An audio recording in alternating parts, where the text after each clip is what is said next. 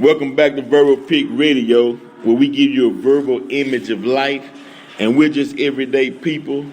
But today we want to get into the subject of Colin Kaepernick and his refusal to stand for the national anthem. Now, Francis Scott Key wrote it in September of 1814 while he was looking through a spyglass and in Baltimore when the British was bombing the American ships. The flag was still there. That's where they got in the Star Spangled Banner, and the flag was still there. When he looked out and those ships took a bombardment of bombs, the flag was still waving. So he wrote it as a poem. Then in 1931, it became the national anthem. They put it to music. It became melody, right? So when it says so, the point I'm making and the reason why I said that is the fact that we fought in every war that America had. America wanted its independence from the British. And we fought in that war thinking that us also would receive our independence from slavery through America. Mm-hmm. But after that independence, we still remained in servitude. So we got kicked in the face again, and then again and again. So we stood up to fight in the wars of America. Now Colin Kaepernick is sitting down because that song or the creed in that song is not being played out, is not being represented by the actions of America. But I got young Pruitt on the show today, and basically we want to get into the mindset or the understanding of why quarterback for the San Francisco 49ers, number 7, Colin Kaepernick, did not stand for the national anthem. And he also stated that in games and also games into the future, he wouldn't stand as well. But I'd like to welcome young Pruitt to the show. What's up, Pruitt? Thank you, sir. Man, it's all good, bro. Definitely. Now, from your point of view in this whole take, is this you seeing people burning his jerseys and they coming out saying he's not patriot, he's not patriotical or not a patriot to this country by not standing for the national anthem. What do you feel about that? I think they getting rid of the blackball. To me, you're right, and you got your opinions. You got the right to your opinions. So for him to take a stand that actually has an effect or gain some notoriety around it, I applaud it, because most people, they do things, but it really doesn't have an effect or really don't get noticed. It's just more of a picket sign type thing where you just voicing your opinion and everybody go back their separate ways. But this right here is making some wrinkles. That's right. So that's why I can respect it. So, right. And it kind of gets to me because you have all these opinions in media to where it's one-sided. It's only showing one perspective versus actual ethnic person who's affected by it. Okay. So I don't think it's right for the media to come down on him like that. That's right. Because the media, they're reporting all these police shootings and the brutality from police officers. They report all the racial incidents that go on every day in America, whether it be from restaurants not serving black people and all the different racial and racism cases that's affect this country. So they know firsthand of what's going on because they report it on these channels. Yes. But is it the lack of care for black people in America, or is it the fact that they're part of the system and they benefiting from racism, so we don't want to see it from black people's perspective? If you have eyes, you can see all the racism in this country. So you can't understand why this young man would sit down, meaning how can I repeat this pledge in this creed when no one is living up, when the government is not living up to the creed. Yes, and actually that's why I like it so much, because basically what they're doing to him, he basically pulled the card out first. He called the fault out first. He's telling everybody else, hey, y'all sitting around still enjoying your Coca-Colas and waving your flags and doing this and that. When things aren't getting better, things are still worse. So by him, like I say, by him doing that at that moment on TV in front of all these people, it reminded me of back in the Olympics when a guy held up his black fist. It reminded me of Muhammad Ali had to get locked down, even though I know the consequence ain't the same. Right.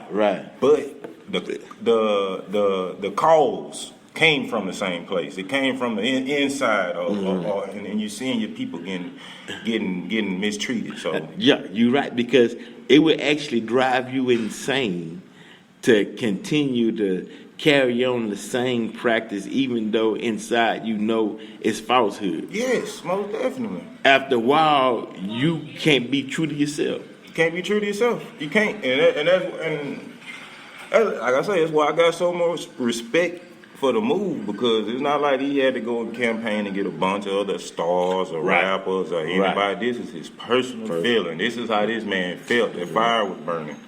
That's right. Now, do you think that other players, and we know the season getting ready to start, do you think other players would take that lead and do the same thing, so they won't leave him out on the island by himself, or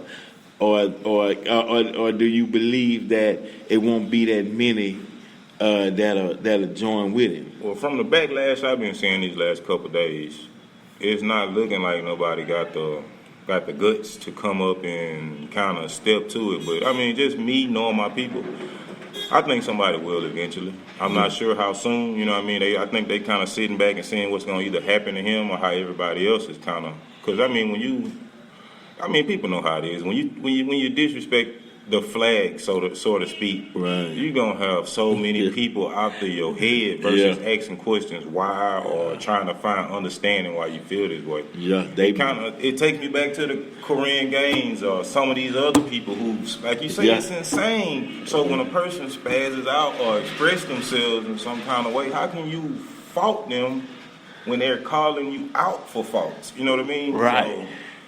Right. I mean, I can't understand how we as a people, well, put it like this, we have to take a better stance at these issues that's been affecting us for over 400 years. We trying to put it in a situation where we don't have to pass it down to the next generation and the next generation and the next generation. So especially men, those of us who have sons, we understand. We understand growing up in a post-racial environment. But when you love your young ones, you don't want them to experience the same thing. You want to make it better today for them. For their future. You want to make a brighter future for the young people. So this dialogue that we're having on the reason why he stated the reason why he refused to stand for the flag is because he's saying up under that flag it's been oppressing black people.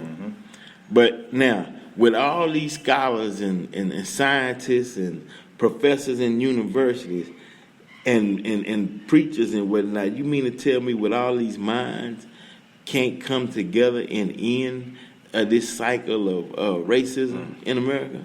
This is according to the history. 400, we know minds out there that can come with a real live solution that can tackle this issue. And see, that's one thing. Just even how he did that. He's not really being a spokesperson for it. It's more of his actions. Right. And I would really applaud if a lot of more people like that came out, people of his stature, people who got the platform that he have, to come out and make that stand. And then you can set it up for someone with the intelligence or someone with the knowledge to actually have that conversation. That's right. With nobody saying go to Colin Kaepernick and ask him, the history. This guy's a football player. Right. But same way people are taking offense or taking, trying to back the flag or back the history, it starts in the house first. Right. So he gonna back his house first. That's right. Then when he come out his house, he gonna back his environment. That's right. Then when he come out his environment, he gonna, you know what I mean? So it's a domino effect. So how can your foundation be wrong, and then you come up to the top and say, "Hey, we all good. Let's go. Let's go out here and smile." And that's right. You're it's right. not gonna happen because we coming from two different environments. That pain gonna surface to the top. Pain gonna surface to the top, bro. That's right. You can't keep a lid on it. Can't keep a lid on it. You know. So now, are we expecting them to change and treat us how we think they should be treating us, or is it us to just be who we are and hope they follow suit in the way we want to be treated? Or you know how the saying goes, you treat people the way you want to be treated. I can agree with that to an effect as you treat people the way you want to be treated. But on one hand, I mean, it's kind of like, from what I know about some of the history, when they brought people here or when they came here, that's what they do. They gotta separate you from your language and your tribes or this or such thing. And even if you look at today, you have all these different ghettos and spots. If you look at it, we really are still separated. That's why we're not on the same page. You have some people saying, "Oh, niggas and blacks," this. So it's we're still technically not on the same page. Right. So I think, like I said, you got to take care of the foundation. You got to take care of your house first. So when we come together as people and iron out our own issues, I think it will have a much more a better effect than going to someone else asking for help or looking for approval in some kind of way. Right, because the game is, and what I'm noticing is that the characters that they create for television, and they write the story plot out, and they say we need a black person to act this way. Well, that's a stereotype that was created by them. Oh my goodness! Then they inject that into the movies, and then people see that and say, "Ooh, I want to be him," just because it's a black face on him. Exactly. Yeah. But they don't understand that he was dressed up and created to play that part. That's not his natural self. Most definitely. So then you got so many people that'll go out into society portraying that character that they seen on television and want to be that person. But that person was created out of a negative mindset. Yes. So then you understand why it's so much friction within the community, because they created this character scientifically to be an opposer of a natural person who's acting out on their tradition that's been passed down for generation. It makes so much sense. You know what I mean? So this person he's gonna be naturally. You got a natural person, and you got a creative person, and you put them together. They bumping heads out there. Yes. You know. So do you feel as though that because Neely Fuller said this, and I just want your take on it, on his statement. He said that black people shouldn't communicate with each other at all unless they have something constructive to say or give. Oh, okay. You raised the eyebrow on the first part, but when you got to this, I mean, yes, I can agree with that. When you're saying don't speak unless it's constructive. Yeah, because I mean, when you raise like we are, you have our women who don't even appreciate their hair, or they don't appreciate their skin tone, or messing with the girl in the Olympics. Yes. Simone and Gabby, they're talking about their hair. So you're born into this already, right. And then you look at it on TV, like you said, portraying a character, or you go and you got your outside environment or your other cultures who look at you and act a certain way. So the last thing you need is your own people being unnecessarily critical to you. So to me, that's what I would say. Yeah, if if it's something positive or something not necessarily positive, but something that's gonna help you out. Right. Constructive criticism, to me, that's one of my faults. I always open my mouth too much. But Right, but I appreciate it. If I got a bug in my nose, tell me. You yeah, know, right. so Let me that's know. just That's how right. it is. That's how it should be. So I can appreciate that comment. You know what I mean? Okay, well, good, man. We always, man. Thank you for being on the show, No problem. Thanks for having me. Young Pruitt. This verbal pick.